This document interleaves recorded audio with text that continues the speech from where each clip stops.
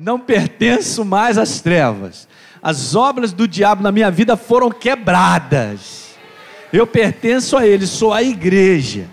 Sou nova criatura, o Espírito Santo habita em mim. Ele tem me vivificado. Ele tem feito todas as coisas. Essa é uma obra onde o seu corpo, ele não vai sentir nada disso. É uma obra que você só recebe pela fé. É por isso que a gente tem que olhar esse mundo pela visão de Deus, porque se eu me agarro ou eu fico na conclusão daquilo que acontece ao meu redor, daquilo que eu vejo, eu vou me embananar todo. A razão está em cima de uma palavra empenhada. E se nós acreditamos, Deus cumpre essa palavra. Claro, se não fosse o desejo de Deus que nós andássemos com saúde, por que Ele pagaria o preço na cruz do Calvário para que eu e você tivesse saúde? Porque o desejo de Deus é que eu e você andemos com saúde no mundo doente. O desejo de Deus...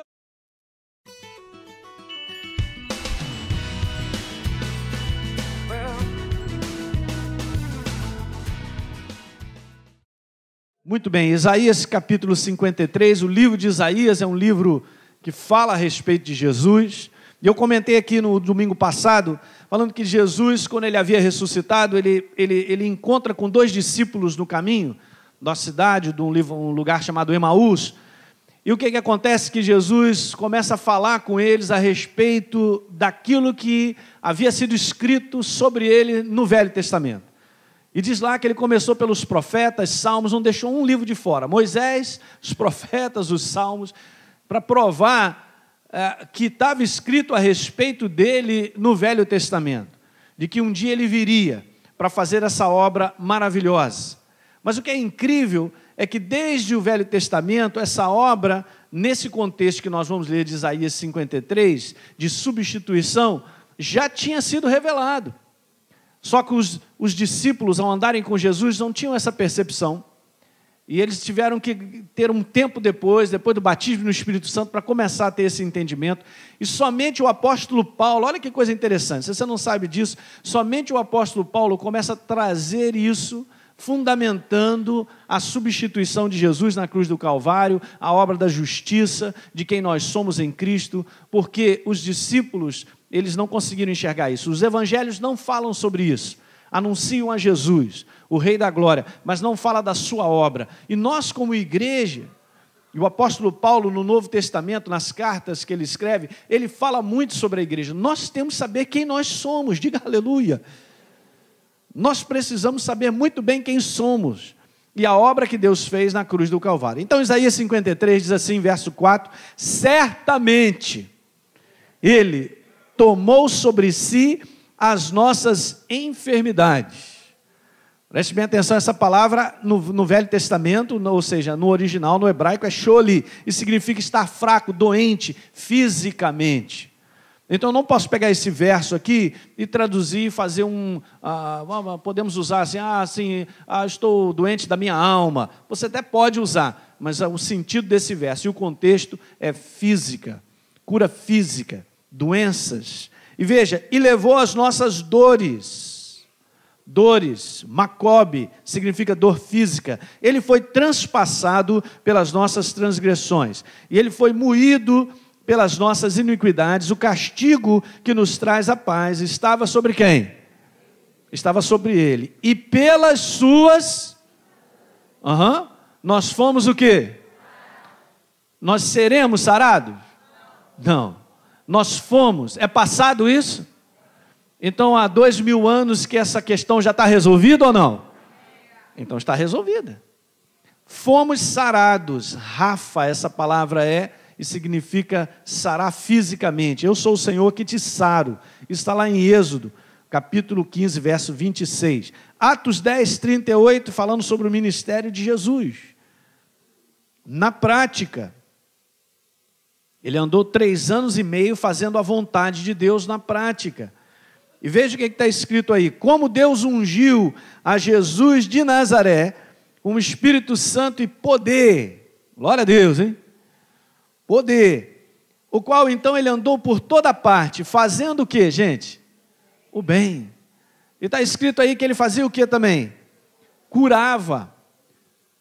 Curando. Essa palavra curar aqui é iaomai, que toda vez que você encontrar no Novo Testamento, no grego, essa palavra está falando de cura física. Jesus curava os enfermos ou não? É exatamente isso.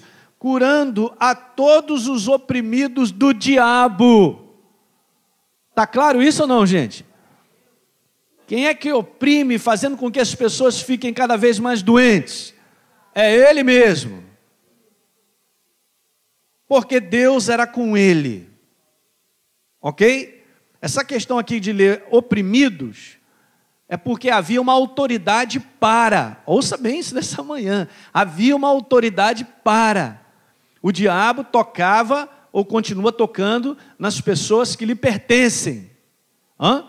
Por quê? Porque antes de Jesus não havia redenção da humanidade. Mas nós já vivemos essa época. Você não pertence às trevas, nem às obras das trevas.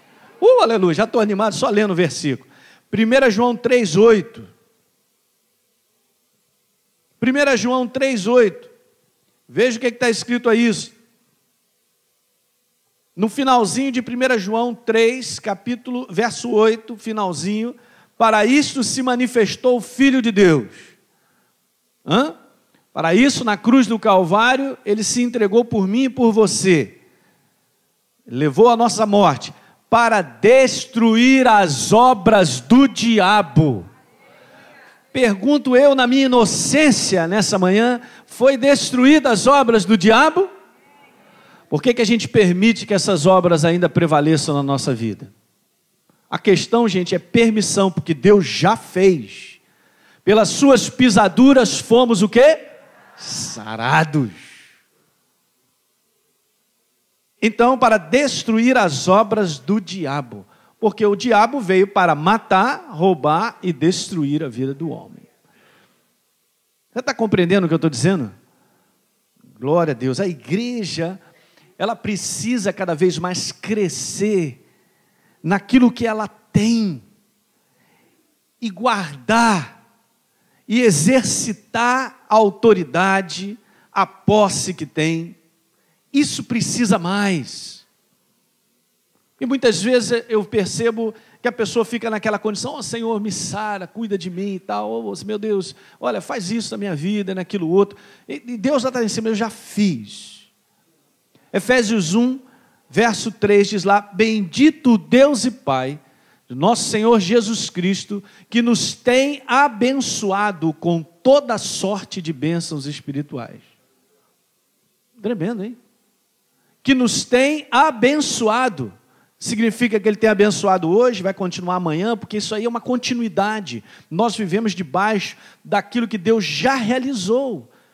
Você estava aqui no domingo e o pastor falou sobre o reino de Deus. Nós vivemos no reino de Deus. Você pertence a Deus. E no reino de Deus só há bondade, só há provisão, misericórdia, saúde. Diga aleluia nessa manhã.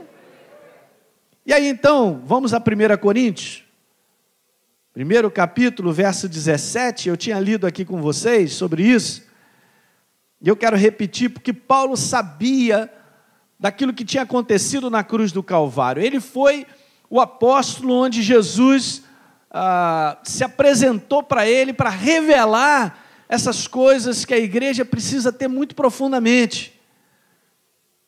Foi o homem, o apóstolo, que mais recebeu revelação sobre a igreja, sobre a obra de substituição na cruz do Calvário.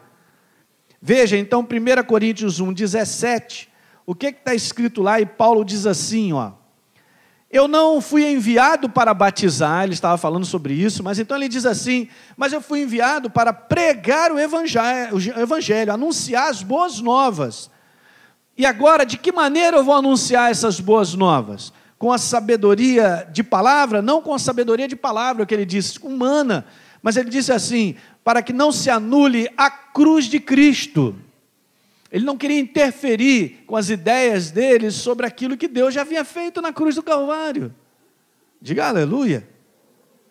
Então eu peguei uma outra tradução e eu passei aqui, eu volto a ler de novo contigo, que está escrito assim, olha, pois eu não recheio os meus sermões ou a minha palavra com palavras profundas, ideias de efeito, por medo de diluir o poder grandioso que há na mensagem simples da cruz de Cristo.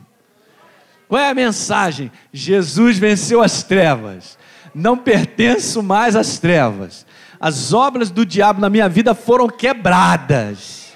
Eu pertenço a Ele, sou a igreja. Sou nova criatura, o Espírito Santo habita em mim. Ele tem me vivificado. Ele tem feito todas as coisas. É isso aí. Essa é uma obra que você não vai ver escrito em parede, não vai aparecer num outdoor. Essa é uma obra onde o seu corpo ele não vai sentir nada disso. É uma obra que você só recebe pela fé. Porque você acredita no que foi feito. Ninguém viu nada. Aliás, o que viram foi só a morte de Jesus. E fora aquilo, ninguém viu nada. Mas você viu, diga aleluia. Fala para o teu irmão, você viu. Oh, aleluia. Então Paulo, gente, mostra claramente nessa passagem que a declaração da palavra da cruz, ou a mensagem da cruz, é o verdadeiro poder de Deus. É o poder de Deus. O poder de Deus é a declaração da obra de Jesus na cruz do Calvário. E justamente faz a diferença quando você acredita e eu também. Nós somos testemunhas disso. E muitas vezes nós temos facilidade para receber de que Jesus nos salvou nesse contexto de perdoar pecados, eu sou nova criatura. Por que eu tenho dificuldade de receber que Jesus resgatou as minhas enfermidades? Boa pergunta. Porque é o mesmo poder. Nessa manhã eu vou mostrar isso para você. Lembra que nós lemos Romanos 1, verso 16, Paulo disse, não me envergonhe do Evangelho, porque é o poder de Deus para a salvação. Essa palavra é ampla na vida do homem. Libertação, cura, o que mais? Transformação, tudo de que o homem precisa está nessa palavra. Para a vida daqueles que creem, está lá escrito isso. Diga aleluia. Então foi essa obra na cruz do Calvário, gente, é a razão do poder ter chegado a cada um de nós. Se Jesus não vencesse as trevas na cruz do Calvário, o poder de Deus não entraria no nosso meio. Diga aleluia nessa manhã.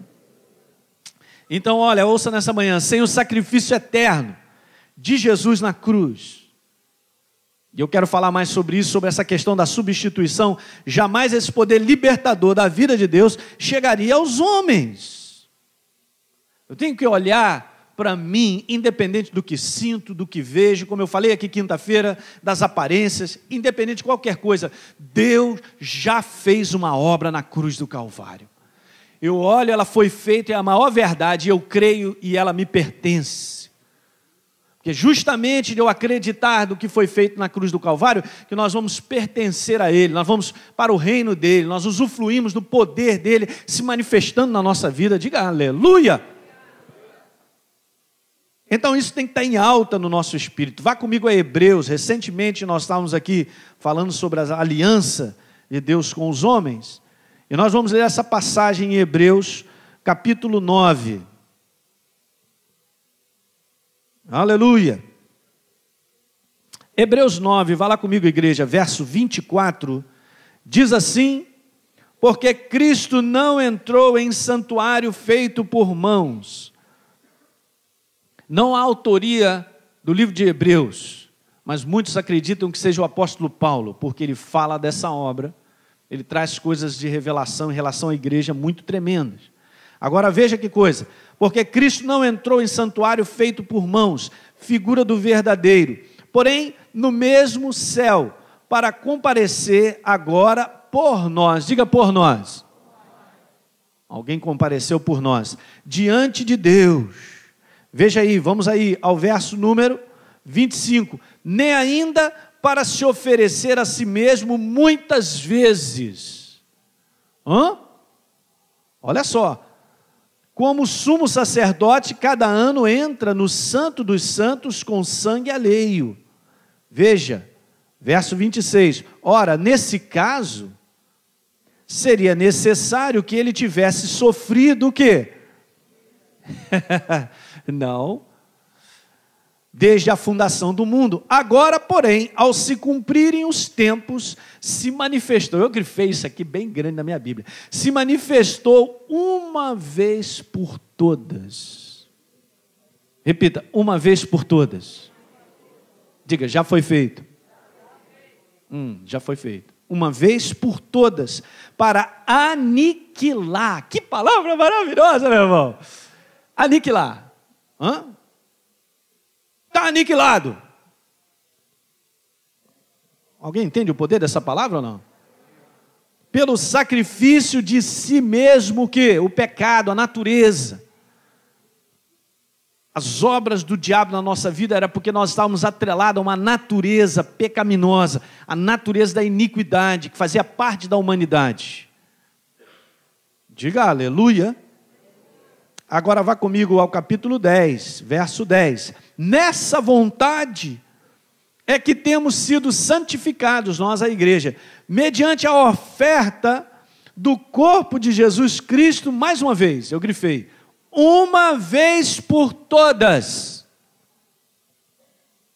Uma vez por todas, verso 12. Jesus, porém, tendo oferecido para sempre, mais uma vez, um único sacrifício pelos pecados, assentou-se à destra de Deus. Verso 14. Porque com uma única, diga única, oferta, aperfeiçoou para sempre quantos estão sendo santificados, é o nosso caso, diga aleluia, glória a Deus. Então essas palavras, gente, mostram que a obra da cruz na pessoa de Jesus tem dois fatos que são absolutos, que acabamos de ler aqui. Os fatos que estão estabelecidos aqui, eu digo para você, como a gente conversou, são eternos, são imutáveis. Tome cuidado, porque tudo aquilo que eu me agarro a algo que pode mudar é perigoso. É por isso que a gente tem que olhar esse mundo pela visão de Deus, porque se eu me agarro, ou eu fico na conclusão daquilo que acontece ao meu redor, daquilo que eu vejo, eu vou me embananar todo. E é justamente aí onde o inimigo ele põe a mão para prevalecer sobre nós. Não, eu tenho que me agarrar àquilo que foi escrito, pastor, mas eu não sinto, eu não estou vendo isso. Você tem que acreditar, Deus chamou a gente para acreditar, não é para ver. Alguém lembra um pouquinho a correção que Jesus fez a Tomé, dizendo para ele, rapaz, não seja incrédulo, mas seja crente, porque você viu, você creu? Bem-aventurados que não viram, mas creram. Olha a razão aí, gente, olha a razão. A razão está em cima de uma palavra empenhada. E se nós acreditamos, Deus cumpre essa palavra. Diga glória a Deus nessa manhã. Aleluia. Veja, dois fatos são importantes aí na que acabamos de ler. O primeiro deles está claro a substituição. No verso 24 está falando por nós. Por cada um de nós. A cruz do Calvário foi um ato de substituição. Nós não poderíamos ir para lá, mas Jesus podia e Ele foi em nosso lugar, porque esse era o plano. Ele foi no nosso lugar e levou a nossa natureza sobre Ele. Isaías 53, é claro, nós vamos voltar a ler. E a outra questão que nós vimos aqui, que foi um ato de substituição, e foi um sacrifício eterno e único. Diga aleluia. Dois fatos estabelecidos. Substituição, Jesus nos substituiu. Ele se fez morte para que eu e você fizéssemos justiça de Deus, fôssemos. Aleluia.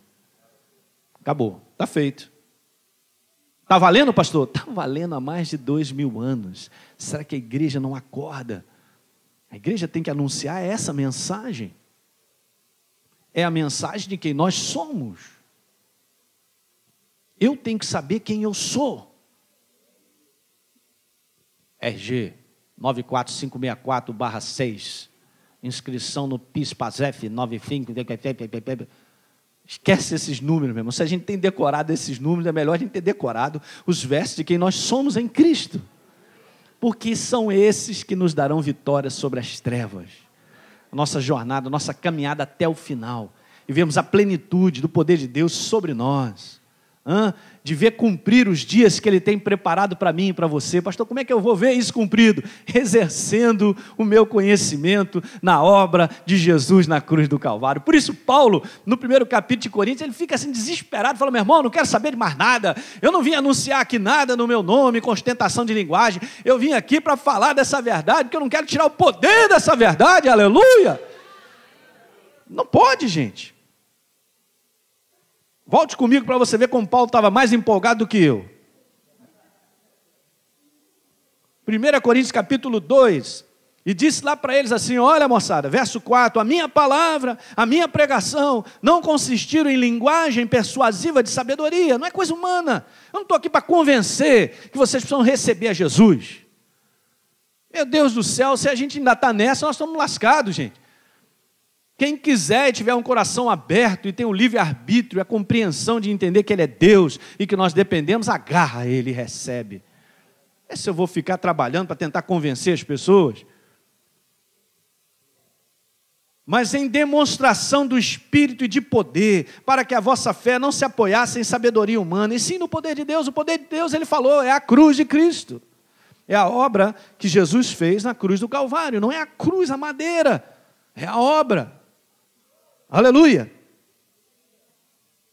Então, em termos práticos, esses fatos são absolutos e estabelecidos para todo aquele que acredita.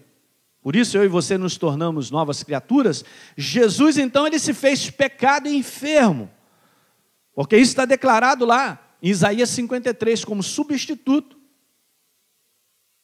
Uma vez que Ele me substituiu na minha natureza do meu pecado, Ele me substituiu nas minhas enfermidades. Diga aleluia. Porque a natureza, a gente falava de espírito. Era algo que eu e você estávamos mortos espiritualmente. A obra de Jesus na cruz do Calvário é, vamos dizer assim, é a limpeza total do homem, espírito, alma e corpo. Ele se fez maldito por nós, para que recebêssemos a vida e a saúde dele para o nosso corpo, porque é nossa. Diga amém nessa manhã. O grande impedimento, meu irmão, é aquele negócio, o exame não está mostrando, a dor também está aqui, o médico disse que eu tenho que tomar esse trem aqui e tal, beleza, tal. É isso aí. O que é mais forte? O que é a verdade? Estou falando de algo, eu quero que você entenda aqui nessa manhã, eu não quero derrubar para você não tomar remédio, eu sou médico, hein, gente? Trabalho na saúde, receito todo dia quando eu vou trabalhar, aleluia. Mas eu quero te dizer que algo pertence a você e a mim, da qual se eu não tiver conhecimento e entendimento, o inimigo vem minar a minha vida. O que ele adora fazer na vida do homem é extrair do homem. E uma das coisas que tem extraído prazer e alegria na vida das pessoas, é que eu tenho visto, são as doenças. Alguém está compreendendo? Glória a Deus. Então Jesus, Ele pagou com o seu sangue o preço da substituição pelo pecado e pelas doenças também. Porque certamente Ele levou sobre si as nossas. Se Ele levou, por que a declaração de Êxodo, Deus diz assim, olha, eu sou o Senhor que te saro, se não fosse o desejo de Deus que nós andássemos com saúde, por que Ele pagaria o preço na cruz do Calvário para que eu e você tivesse saúde? Boa pergunta, pastor. Porque o desejo de Deus é que eu e você andemos com saúde no mundo doente.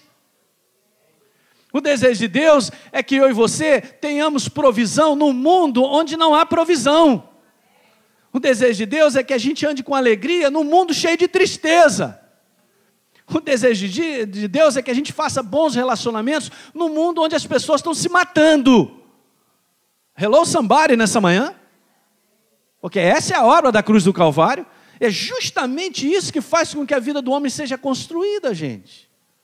Diga amém nessa manhã. Oh, glória. Vamos voltar a Isaías capítulo 53.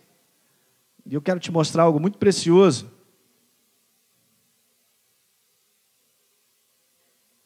Isaías 53, verso 4, certamente Ele tomou sobre si as nossas enfermidades, levou Substituição, nós vimos, sacrifício eterno, uma vez por todas. E as nossas dores levou sobre si, e nós o reputávamos por aflito, ferido de Deus e oprimido. Verso 5, ele foi transpassado pelas nossas transgressões. O que mais? Ele foi moído pelas nossas iniquidades. Eu estou só grifando os atos de substituição de Jesus aqui. Preste bem atenção. Pelas suas, nós fomos o quê? Sarados. Veja aí na metade do verso 6, no finalzinho. O Senhor fez cair sobre ele, olha a substituição, a iniquidade de nós todos. Vamos pular para o verso 8. Verso 8, no finalzinho do verso 8. Por causa da transgressão do meu povo, foi ele o quê? Ferido. Ele foi ferido por nossa transgressão. Verso 10. Todavia ao Senhor agradou moê-lo, fazendo-o enfermar, quando ele der a sua alma como oferta pelo pecado. Diga aleluia. Vamos pular para o 11, eu só estou mostrando aqui para você essa questão importante da substituição, sacrifício eterno. Veja o finalzinho do 11. Ele justificará a muitos. Engraçado, né? Justificará. Essa palavra Paulo fala, né? Em 2 Coríntios. Eu quero te dizer aqui nessa manhã que Paulo era um cara estudioso.